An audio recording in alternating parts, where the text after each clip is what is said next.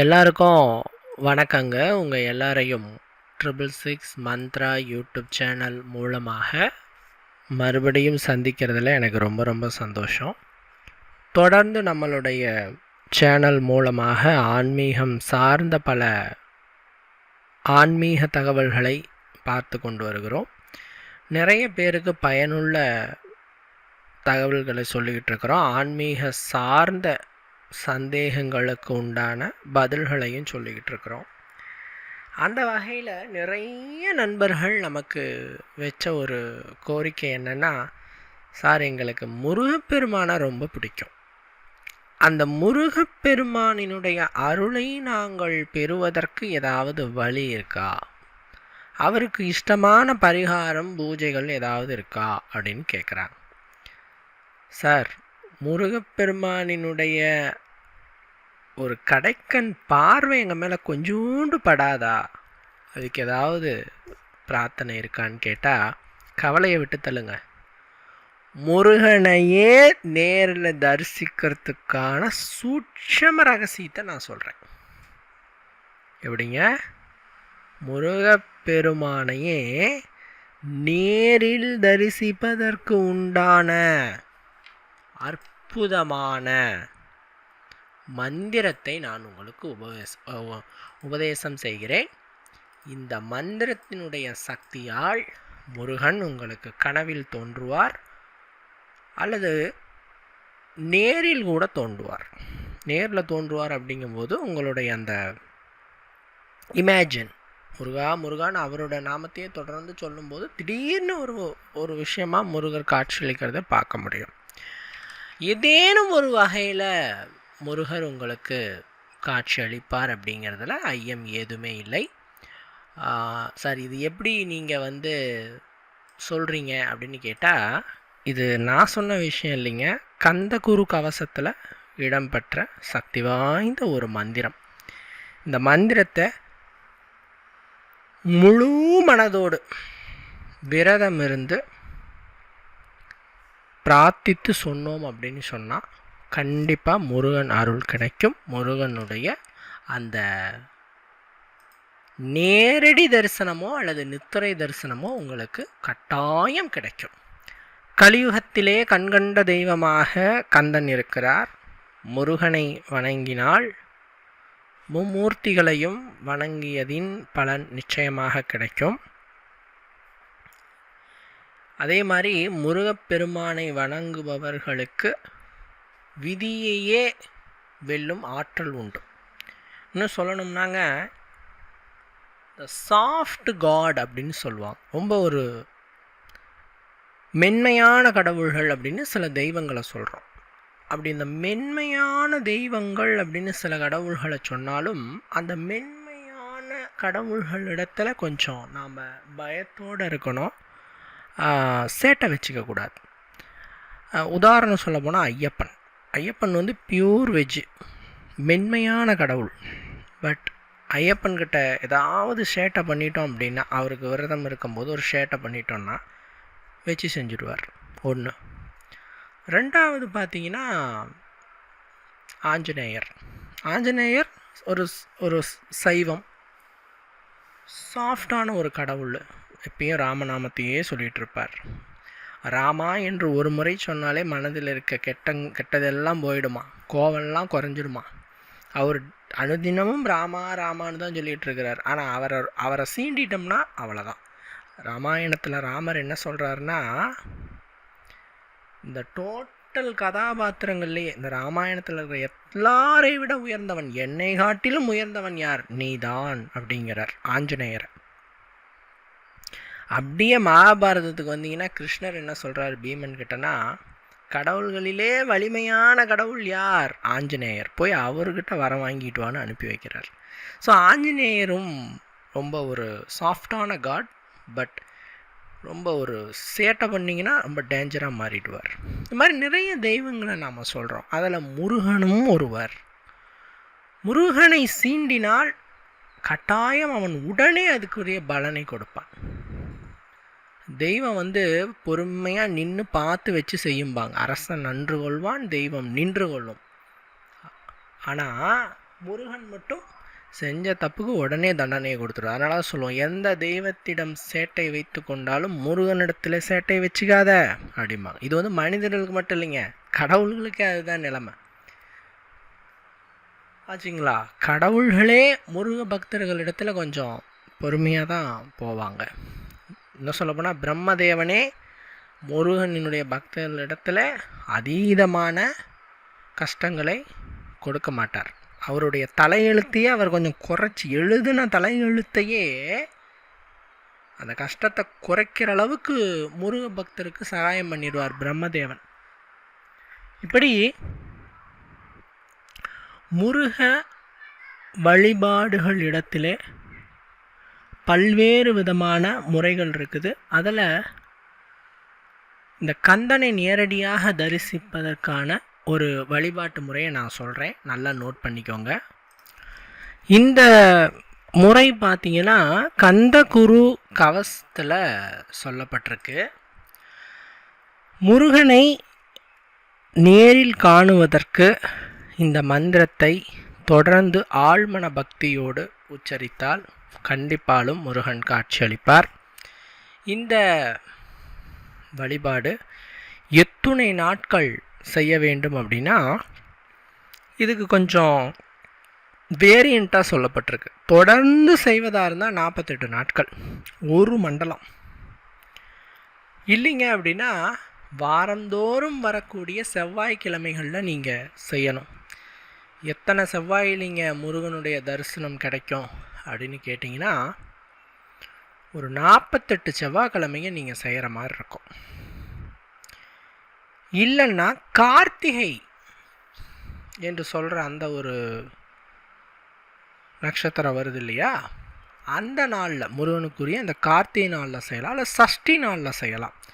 எப்படி செஞ்சாலும் 48 நாட்கள் தான் வரும். தொடர்ந்து செஞ்சாலும் 48 நாட்கள், செவ்வாய்க்கிழமைகள் தோறும் செஞ்சாலும் 48 நாட்கள், கார்த்திகை தோறும் செஞ்சாலும் 48 நாட்கள். சரிங்களா?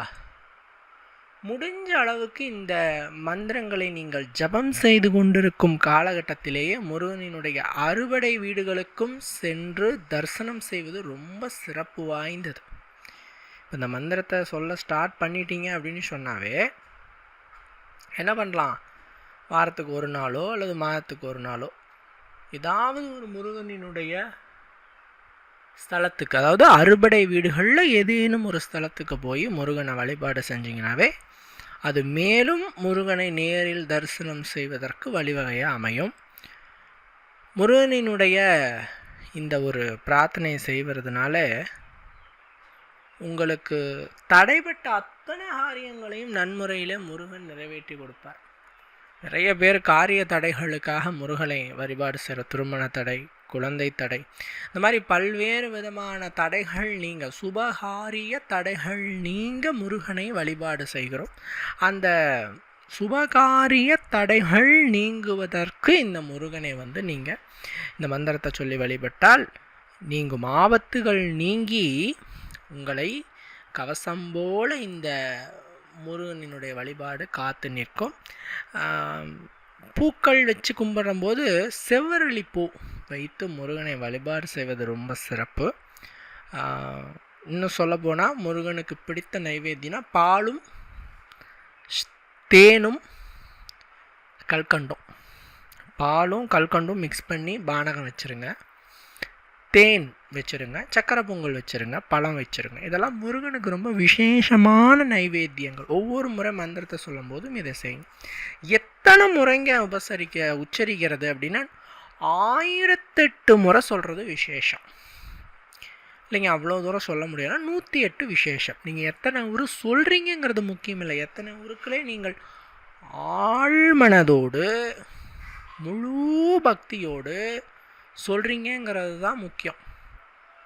ஒரு முறை சொன்னாலும் அவனே கதி என எண்ணி அவன் தாழ் வணங்கி நீங்கள் சொன்னீங்கன்னாவே போதும். மனமது செம்மையானால் மந்திரம் அது தேவையில்லை.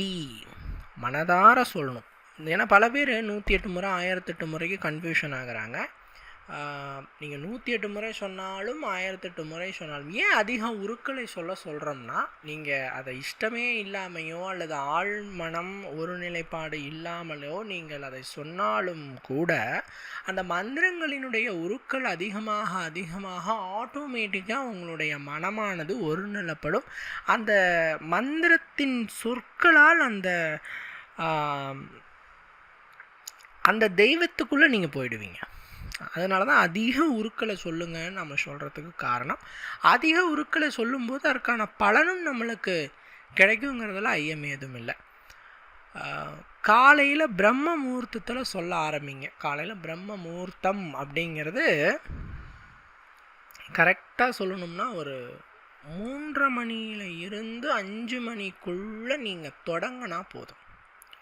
நல்லா குளித்து முடிச்சுட்டு தலையோடு தண்ணி ஊற்றிக்கிட்டு பூஜை அறைக்கு போயிட்டு விளக்கு போட்டுட்டு நெய் விளக்கு போட்டுட்டு உட்காந்துட்டு முருகனுக்கு முன்னாடி வடக்கு பார்த்தோ கிழக்கு பார்த்தோ உட்காந்துட்டு முருகா நீயே சரணம் என்று இந்த மந்திரத்தை சொல்ல வேண்டும்.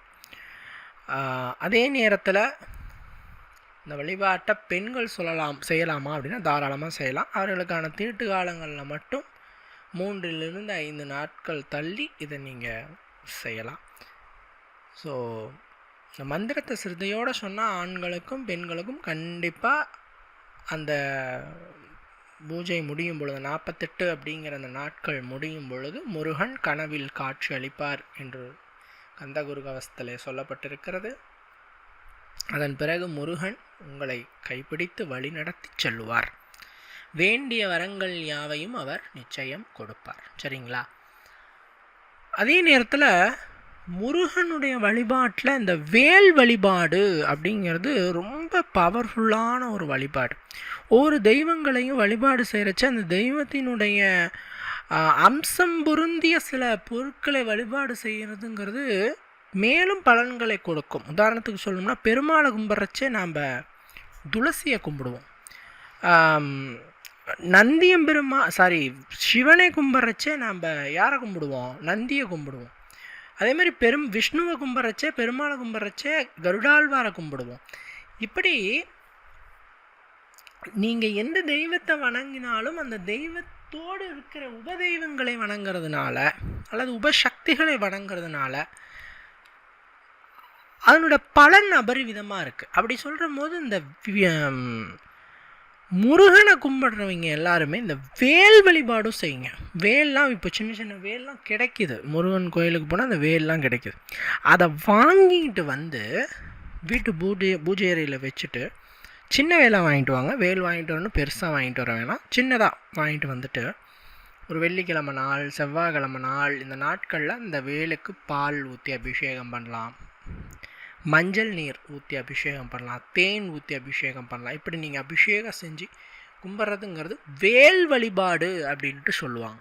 இந்த வேல் வழிபாடு யாரெல்லாம் செய்கிறாங்களோ அங்கே வந்து தடைகள் நீங்கும். வேலுண்டு வினையில்லை, மயிலுண்டு பயமில்லை அப்படிங்கிற மாதிரி சகல வினைகளையும் அறுக்குமாம் வேல், சகல வினைகளையும் நீக்குமாம் வேல், மரண பயத்திலிருந்து உங்களை காக்குமாம் வேல். உடல்நல பிரச்சனை இருக்கிறவங்க தொடர்ச்சியாக அந்த வேல் வழிபாடு செஞ்சால் கண்டிப்பாக அந்த உடல்நல பிரச்சனை அத்தனையும் நீங்கிறதே உங்களால் கண்கூடாக பார்க்க முடியும். இந்த முருக வழிபாடு செய்யும் பொழுது இந்த முருகனினுடைய மந்திரத்தை வாய்விட்டு உச்சரிக்காமல் ஆழ்மனதிலே உதடு அசையாமல் அசையாமல் மனதிற்குள்ள நீங்கள் உச்சரிக்கணும். இதுக்கு தான் இது பேர் பார்த்தீங்கன்னா ஆழ்மனதிலிருந்து மந்திரத்தை உச்சரிக்கும் யுக்தி. மந்திரத்தை எப்படி உச்சரித்தா சீக்கிர சித்தி ஆகும்னா, ஃபஸ்ட்டு விஷயம் எப்படின்னா,